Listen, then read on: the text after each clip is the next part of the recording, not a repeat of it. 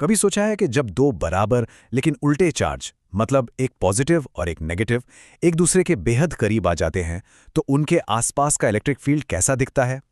आज हम इसी की गहराई में उतरेंगे और समझेंगे कि एक इलेक्ट्रिक डाइपोल से पैदा होने वाले इलेक्ट्रिक फील्ड को कैसे कैलकुलेट किया जाता है। ठीक है, तो देखते हैं आज हम क्या क्या समझने वाले हैं। सबसे पहले हम जानेंगे कि ये इलेक्ट्रिक डाइपोल आखिर है क्या। फिर हम दो बहुत ही खास पोजीशंस पर इसकी फील्ड की ताकत नापेंगे, एक अक्षीय और दूसरी निरक्षीय। और आखिर में हम इन दोनों नतीजों को आमने सामने रखकर देखेंगे कि हमें क्या सीखने को मिलता है। तो चलिए सबसे पहले एकदम बेसिक से शुरू करते हैं। ये विद्युत द्विध्रुव या इलेक्ट्रिक डाइपोल असल में चीज क्या है? अगर ये समझ आ गया ना, तो आगे का रास्ता एकदम साफ हो जाएगा। तो देखिए, एक इलेक्ट्रिक डाइपोल कुछ और नहीं बल्कि दो बराबर और विपरीत चार्जेस का एक जोड़ा है, एक प्लस क्यू और एक माइनस क्यू, जो एक दूसरे से बहुत ही कम दूरी, जिसे हम 12 कहते हैं, पर रखे होते हैं। बस यही खास अरेंजमेंट एक बहुत ही यूनिक इलेक्ट्रिक फील्ड बनाता है। चलिए अब अपने पहले केस पर चलते हैं। हम पता लगाएंगे कि अगर कोई पॉइंट डाइपोल की एक्सिस पर ही, यानी उसी लाइन पर आगे रखा हो, तो वहां पर इलेक्ट्रिक फील्ड कितना मजबूत होगा। अच्छा, अब जरा इस डायग्राम को देखिए। यहां हमारे पास एक डाइपोल AB है और हम इसकी एक्सिस पर एक पॉइंट P पर नेट इलेक्ट्रिक फील्ड निकालना चाहते हैं। गौर करने वाली बात यह है कि प्लस क्यू चार्ज से P की दूरी अलग है और माइनस क्यू चार्ज से P की दूरी अलग है। तो पहला कदम, जो पॉजिटिव चार्ज यानी प्लस क्यू बी पर है, उसकी वजह से पॉइंट P पर एक इलेक्ट्रिक फील्ड बनेगा। इसे हम E1 कह देते हैं और इसकी डायरेक्शन, जैसा कि हम जानते हैं, चार्ज से बाहर की तरफ होगी। अब ठीक ऐसा ही हम नेगेटिव चार्ज माइनस क्यू के लिए करेंगे, जो A पर है। इसकी वजह से फील्ड बनेगा E2। यहां दूरी थोड़ी ज्यादा, यानी R+L है, और डायरेक्शन नेगेटिव चार्ज की तरफ, मतलब E1 से एकदम उल्टी होगी। अब क्योंकि पॉइंट P पॉजिटिव चार्ज के ज्यादा पास है, तो जाहिर है E1 ज्यादा ताकतवर होगा E2 से। और क्योंकि दोनों फील्ड्स एक दूसरे के खिलाफ काम कर रहे हैं, तो नेट फील्ड निकालने के लिए हम बड़े में से छोटे को घटा देंगे, यानी E1 माइनस E2। ये एक तरह की रस्साकशी है जिसमें E1 जीत रहा है। जब हम E1 और E2 की वैल्यूज को इस इक्वेशन में रख के थोड़ा अलजेब्रा लगाते हैं, तो हमें ये एक्सप्रेशन मिलता है। हाँ, मानता हूं ये थोड़ा कॉम्प्लिकेटेड दिख रहा है, पर घबराइए मत, अभी इसे और आसान बनाएंगे। और वो आसान बनाने का तरीका ये रहा। फिजिक्स में हम अक्सर एक अजम्पशन लेते हैं। हम ये मान लेते हैं कि डाइपोल की जो लंबाई है वो पॉइंट P की दूरी के मुकाबले बहुत ही छोटी है। ऐसा मानने से हम R² के सामने L² को इग्नोर कर सकते हैं, और बस यही एक छोटा सा कदम सब कुछ एकदम सिंपल बना देता है।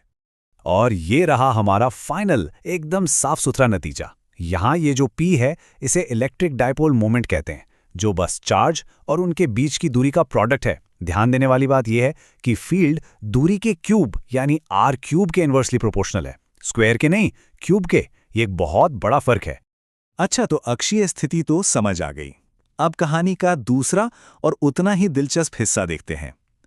क्या होगा अगर हमारा पॉइंट डाइपोल की इक्वेटोरियल लाइन पर हो, मतलब दोनों चार्जेस के ठीक बीच से जाने वाली परपेंडिकुलर लाइन पर। यहां की ज्योमेट्री देखिए, ये पहले वाले केस से बिल्कुल अलग है। सबसे खास बात यह है कि पॉइंट P अब दोनों चार्जेस प्लस क्यू और माइनस क्यू से एकदम बराबर दूरी पर है, और इसी वजह से हमारी पूरी कैलकुलेशन का तरीका बदल जाएगा।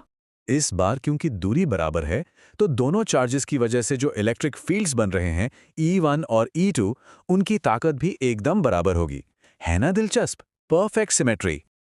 अब जब हम इन फील्ड्स को वेक्टर्स की तरह देखते हैं और उनके कंपोनेंट्स में तोड़ते हैं, तो एक कमाल की चीज होती है। जो वर्टिकल कंपोनेंट्स हैं, यानी ऊपर नीचे वाले हिस्से, वो एक दूसरे के बराबर और उल्टी दिशा में होते हैं, तो वो एक दूसरे को कैंसिल कर देते हैं। तो वर्टिकल फील्ड्स को अलविदा। इसका सीधा मतलब ये हुआ कि जो भी नेट फील्ड बचेगा वो पूरी तरह से हॉरिजॉन्टल होगा, और इसे निकालने के लिए हम दोनों हॉरिजॉन्टल कंपोनेंट्स यानी cos थीटा वाले हिस्सों को बस जोड़ देंगे। यहां टीम वर्क हो रहा है। अब हम ज्योमेट्री से cos थीटा की वैल्यू निकालते हैं, उससे इक्वेशन में रखते हैं और थोड़ा सा सिंप्लीफाई करते हैं। इसके बाद हमें ये एक्सप्रेशन मिलता है। हम मंजिल के बहुत करीब हैं। और एक बार फिर हमारा वही पुराना दोस्त, वही अजम्पशन काम आएगा। अगर पॉइंट P बहुत दूर है तो डाइपोल की छोटी सी लंबाई को फिर से इग्नोर किया जा सकता है। ये एक ऐसी जादुई ट्रिक है जो मुश्किल मैथ्स को भी आसान बना देती है। और ये आ गया हमारा इक्वेटोरियल पोजीशन के लिए फाइनल रिजल्ट। यहां भी फील्ड दूरी के क्यूब r³ के साथ घटता है। पर क्या पहले वाले फॉर्मूले से कोई फर्क नजर आ रहा है? ध्यान से देखिए। तो अब जब हमने दोनों केस सॉल्व कर लिए हैं, तो अब आता है सबसे दिलचस्प हिस्सा। चलिए दोनों नतीजों को एक साथ रखकर देखते हैं कि पूरी कहानी क्या है। यहाँ टेबल में सब कुछ एकदम साफ है। अगर हम एक ही दूरी r पर देखें तो अक्षीय पोजीशन पर इलेक्ट्रिक फील्ड की ताकत इक्वेटोरियल पोजीशन से ठीक दोगुनी होती है। मतलब E axial is equal to 2 times E equatorial. ये एक बहुत ही काम का और ज़रूरी रिश्ता है जिसे हमेशा याद रखना चाहिए। तो जाते जाते एक सवाल दिमाग में आता है। एक अकेले चार्ज का फील्ड तो 1/r² के हिसाब से कम होता है, पर डाइपोल का फील्ड 1/r³ के हिसाब से यानी कहीं ज़्यादा तेज़ी से क्यों घटता है? सोचिए। इसका जवाब यह है कि डाइपोल के जो दो उल्टे चार्ज हैं वो एक दूसरे के फील्ड को काफ़ी हद तक कैंसिल कर देते हैं, और इसी कैंसिलेशन की वजह से जैसे जैसे हम दूर जाते हैं नेट फील्ड बहुत तेज़ी से कमज़ोर पड़ता जाता है। तो चलिए आज बिजली की उस अदृश्य दुनिया में चलते हैं जिसे हम इलेक्ट्रोस्टैटिक्स कहते हैं। हम मिलकर ये समझने की कोशिश करेंगे कि आखिर एक छोटे से चार्ज से लेकर बड़े फोर्सेस तक ये सब कुछ काम कैसे करता है। अब सबसे पहला सवाल तो यही उठता है ना, कि इस अदृश्य शक्ति को, इस इनविजिबल फोर्स को हम आखिर समझें कैसे, डिस्क्राइब कैसे करें। तो चलिए इसका पहला स्टेप देखते हैं। तो देखिए, सबसे पहली और सबसे ज़रूरी चीज़ है ये समझना कि इलेक्ट्रिक चार्ज मतलब बिजली का जो आवेश है वो किसी भी जगह में फैला कैसे होता है, उसका डिस्ट्रीब्यूशन कैसा होता है। अच्छा, इसको ऐसे समझिए। मान लीजिए कि एक पतले से तार पर इलेक्ट्रिक चार्ज फैला हुआ है, तो हम ये कैसे पता लगाएंगे कि कहाँ पर कितना चार्ज है? इसके लिए एक टर्म है लीनियर चार्ज डेंसिटी या रेखीय आवेश घनत्व। सीधी सी बात है, इसका मतलब है कि तार के हर 1 मीटर या सेंटीमीटर मतलब पर यूनिट लेंथ पर कितना चार्ज मौजूद है। अब सवाल यह है कि अगर चार्ज एक तार की जगह किसी सरफेस पर, मान लीजिए एक मेटल की प्लेट पर फैला हो, तब क्या करेंगे? तब हम इस्तेमाल करते हैं सरफेस चार्ज डेंसिटी का। मतलब पर यूनिट एरिया में कितना चार्ज है। बिल्कुल सिंपल। और एक और केस हो सकता है ना? अगर चार्ज किसी 3D ऑब्जेक्ट के अंदर, जैसे कोई गेंद या कोई क्यूब है, उसके पूरे वॉल्यूम में फैला हो, तो उसके लिए है वॉल्यूम चार्ज डेंसिटी। ये हमें बताता है कि उस ऑब्जेक्ट के पूरे वॉल्यूम में मतलब पर यूनिट वॉल्यूम में कितना चार्ज समाया हुआ है। तो देखा, ये 3 लीनियर, सरफेस और वॉल्यूम चार्ज डेंसिटी, यही वो 3 बेसिक तरीके हैं जो इलेक्ट्रोस्टैटिक्स की बुनियाद हैं। ये हमें किसी भी सिचुएशन में चार्ज कहाँ और कितना कॉन्सेंट्रेटेड है ये समझने का एक बहुत पावरफुल टूल देते हैं। ठीक है, तो अब हमें ये तो पता चल गया कि चार्ज कहाँ है, पर अगला सवाल ये है कि उस चार्ज का असर क्या है। उसके चारों तरफ जो इलेक्ट्रिक फील्ड बन रही है उसे मापे कैसे। अब इस फील्ड को मापने के लिए हम एक कॉन्सेप्ट का इस्तेमाल करते हैं जिसे कहते हैं इलेक्ट्रिक फ्लक्स। इसे समझना बहुत आसान है। सोचिए, एक खिड़की से हवा आ रही है। जितनी ज्यादा हवा आएगी हम कहेंगे फ्लक्स उतना ज्यादा है। बस यहाँ हवा की जगह इलेक्ट्रिक फील्ड की लाइंस हैं। तो इलेक्ट्रिक फ्लक्स हमें बताता है कि किसी एरिया से कितनी फील्ड लाइंस गुजर रही हैं। देखिए यहाँ इस इमेज में ये जो E लिखा है ये हैं इलेक्ट्रिक फील्ड लाइंस, और ये एक छोटे से एरिया जिसे DA कहा गया है उससे पास हो रही हैं। तो बस इन्हीं लाइंस की गिनती या कहें कि इनकी इंटेंसिटी को ही हम फ्लक्स कहते हैं। तो अब इस आइडिया को एक फॉर्मूले में कैसे पिरोया जाए? देखिए, हम एक बहुत ही छोटे से एरिया से शुरू करते हैं d∅, और फिर पूरे सरफेस के लिए इसे इंटीग्रेट कर देते हैं, मतलब सब कुछ जोड़ देते हैं, और आखिर में हमें मिलता है ये final formula φe = EA cos θ। ये बड़ा सिंपल है।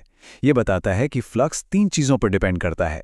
इलेक्ट्रिक फील्ड E कितनी मजबूत है, एरिया A कितना बड़ा है, और फील्ड और एरिया के बीच का एंगल थीटा क्या है। अच्छा, अब हमें फील्ड को मापना आ गया है, तो अब देखते हैं कि इस फील्ड का असर क्या होता है। मतलब अगर हम इस फील्ड के अंदर कोई दूसरा चार्ज रख दें तो क्या होगा। इसके लिए क्लासिक एग्जाम्पल लेते हैं, इलेक्ट्रिक डाइपोल का। अब ये डाइपोल क्या है? ये बस 2 बराबर और ऑपोजिट चार्जेस का एक जोड़ा है, एक +Q और एक -Q। और जैसा कि यहाँ दिख रहा है, हमने इसे एक यूनिफॉर्म इलेक्ट्रिक फील्ड E के अंदर रख दिया है। तो अब होता क्या है, ये जो इलेक्ट्रिक फील्ड है ये पॉजिटिव चार्ज को अपनी दिशा में खींचती है और नेगेटिव चार्ज को ठीक उल्टी दिशा में धकेलती है। और सबसे मजेदार बात यह है कि दोनों पर जो फोर्स लगता है उसका मैग्नीट्यूड मतलब उसकी वैल्यू एकदम बराबर होती है। तो इसका नतीजा क्या निकला, सोचिए। एक चीज को दो तरफ से बराबर और ऑपोजिट फोर्स से खींचा जा रहा है। वो आगे पीछे तो नहीं जाएगी, है ना? तो ये डाइपोल भी कहीं जाता नहीं है, बल्कि अपनी ही जगह पर घूमने लगता है। और इसी घूमने वाले असर को, इस ट्विस्टिंग इफेक्ट को कपल कहते हैं। फिजिक्स की भाषा में इसी घुमाने वाले फोर्स को टॉर्क कहते हैं। यह बिल्कुल वैसा ही है जैसे दरवाजा खोलने के लिए हम हैंडल पर फोर्स लगाते हैं जिससे दरवाजा घूमता है। यहां भी यही टॉर्क है जो इस डायपोल को घुमाकर इलेक्ट्रिक फील्ड के साथ अलाइन करने की, मतलब उसकी सीध में लाने की कोशिश करता है। और इस पूरे घुमाव की कहानी को हम एक छोटे से लेकिन बहुत पावरफुल फॉर्मूले में समेट सकते हैं। टॉर्क यानी ताओ बराबर है PE sin थीटा के। ये फॉर्मूला हमें ठीक ठीक बता देता है कि उस डाइपोल पर कितना घुमाने वाला फोर्स लग रहा है। तो चलिए एक बार फटाफट से उन सारे जरूरी फॉर्मूलों को रिवाइज कर लेते हैं जो हमने अभी अभी देखे हैं। तो देखिए पूरी कहानी कैसे जुड़ती है। सबसे पहले चार्ज डेंसिटी के फॉर्मूले जो बताते हैं कि चार्ज है कहाँ। फिर आता है इलेक्ट्रिक फ्लक्स जो उस चार्ज से बनी फील्ड को मापता है। और आखिर में है टॉर्क का फॉर्मूला जो बताता है कि वो फील्ड दूसरे चार्जेस पर क्या असर डालती है। चार्ज, फील्ड और फोर्स ये सब मिलकर हमें इलेक्ट्रोस्टैटिक्स की एक पूरी कंप्लीट पिक्चर देते हैं।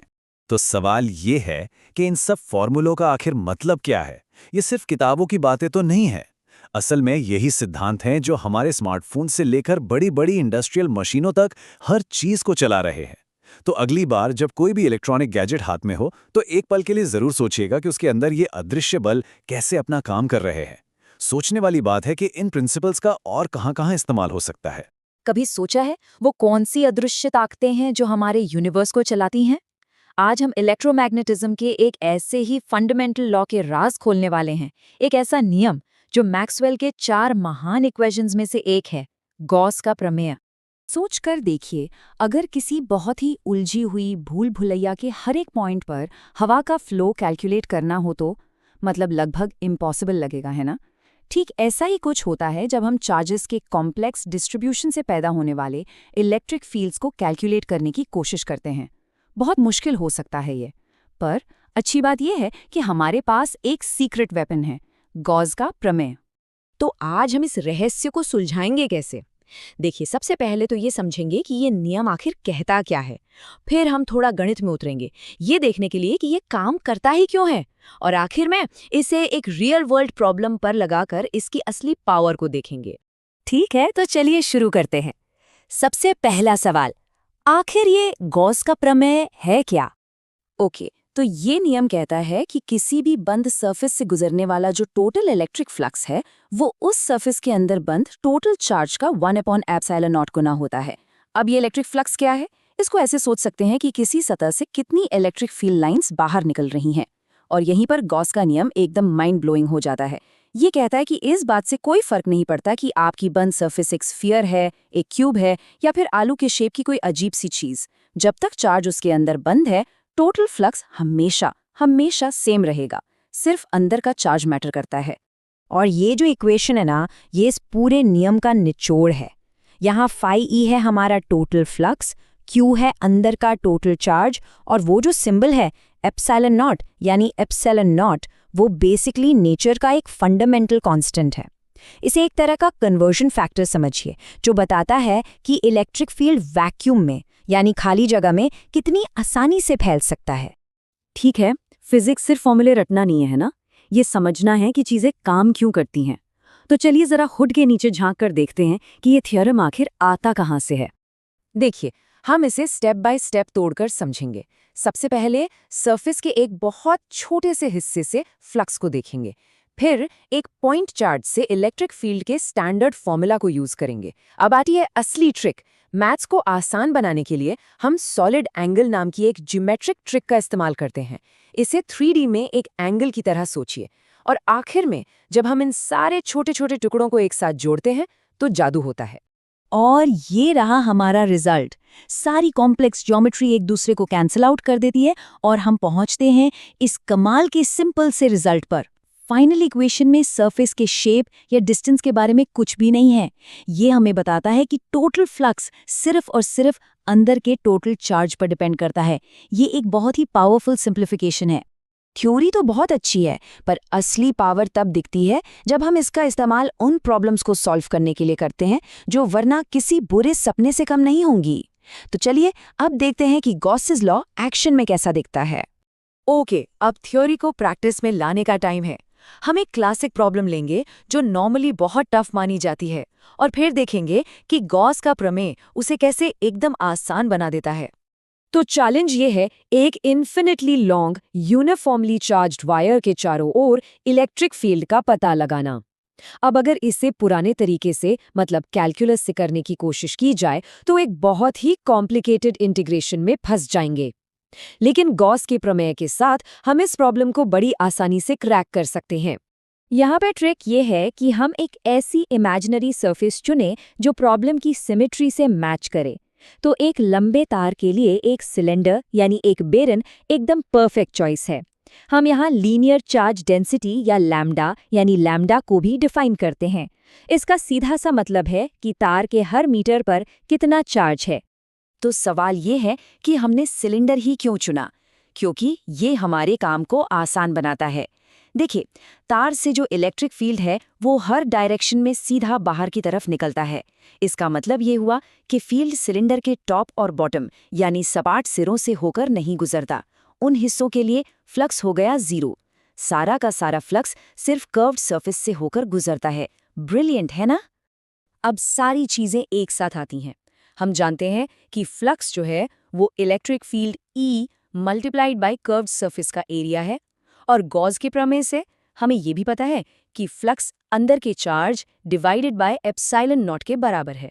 बस हम इन दोनों को इक्वल रखते हैं, थोड़ी सी अलजेब्रा करते हैं और बूम, हमें हमारा आंसर मिल जाता है। और ये रहा हमारा खूबसूरत फाइनल रिजल्ट। गॉस के प्रमेय ने एक बहुत ही कॉम्प्लेक्स कैलकुलस प्रॉब्लम को कुछ सिंपल अलजेब्रिक स्टेप्स में बदल दिया। यही तो इसकी असली पावर है। तो इस पूरी जर्नी से हमने सीखा क्या? चलिए सब कुछ एक साथ समेटते हैं। तो देखिए, एक तरफ है वो जनरल पावरफुल लॉ जहां से हमने शुरुआत की थी, जो हर सिचुएशन में काम करता है, और दूसरी तरफ है वो रिजल्ट जो हमने देखा कि कैसे हमने उस जनरल लॉ को एक बहुत ही स्पेसिफिक और यूजफुल रिजल्ट पाने के लिए अप्लाई किया। ये जर्नी है एब्स्ट्रैक्ट थियोरी से एक कॉन्क्रीट सोल्यूशन तक की। तो सबसे ज़रूरी बात क्या है? ये, जब भी किसी प्रॉब्लम में सिमेट्री हो, चाहे वो सिलिंड्रिकल हो, स्फेरिकल हो या फ्लैट प्लेन हो, गॉस का प्रमेय आपका बेस्ट फ्रेंड है। ये कॉम्प्लेक्स इंटीग्रेशन को सिंपल अलजेब्रा में बदल देता है। बस शर्त ये है कि सही इमेजिनरी सरफेस चुनी जाए। और हम आपको इस सवाल के साथ छोड़ते हैं। हमने एक तार तो देख लिया, लेकिन एक चार्ज्ड स्फीयर या चार्ज की एक बहुत बड़ी फ्लैट शीट के बारे में क्या? इस पावरफुल टूल का इस्तेमाल उन प्रॉब्लम्स को सॉल्व करने के लिए कैसे किया जा सकता है?